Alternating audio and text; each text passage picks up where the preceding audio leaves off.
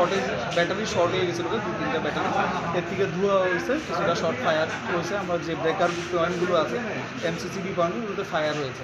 তো ধোঁয়া টোয়া শেষ হওয়ার পরে আমরা দেখছি লাইন আমরা তুলে দেবো উইদিন 5 to 10 মিনিটস। পুরো বিল্ডিং সেফ আছে। এরপর আমরা দেখবো যে ব্যাটারিগুলো শর্টেজ আছে আমরা চেঞ্জ করবো। আচ্ছা, যে জায়গাটার মধ্যে আগুন লেগেছে, হ্যাঁ, মানে কি ক্ষয়ক্ষতি হতে পারে? এটা হচ্ছে কমপ্লিটলি ইউপিএস রুম আমাদের এটা। এখান থেকে বিল্ডিংয়ের করিডোরগুলো ইমার্জেন্সি ওয়ার্ডে একটা দুটো করে লাইট দেওয়া থাকে, যেন কোনো ডিজাস্টার বা কোনো টাইমে যেন পুরো ব্ল্যাঙ্ক আউট না হয় বিল্ডিং। ঠিক আছে, এখানে একটা ব্যাটারি ব্যাঙ্কও রয়েছে।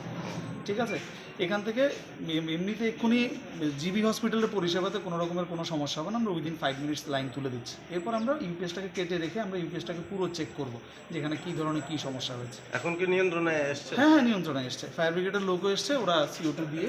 সরকারি সম্পত্তি কোনো ক্ষয়ক্ষতি হয়েছে? দেখুন, খুব বেশি যেটা ব্যাটারি হয়তো 2-3টে যেতে পারে, অ্যাপ্রক্স এক একটা ব্যাটারি 5-6 হাজার টাকা হতে পারে, তো 20,000-এর এক্সিড করবে।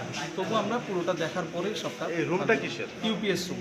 এটা একেবারে ডেডিকেটেড টু ইউপিএস রুম। এখানে একটা ইউপিএস রয়েছে আর সঙ্গে ব্যাটারি ব্যাংক রয়েছে।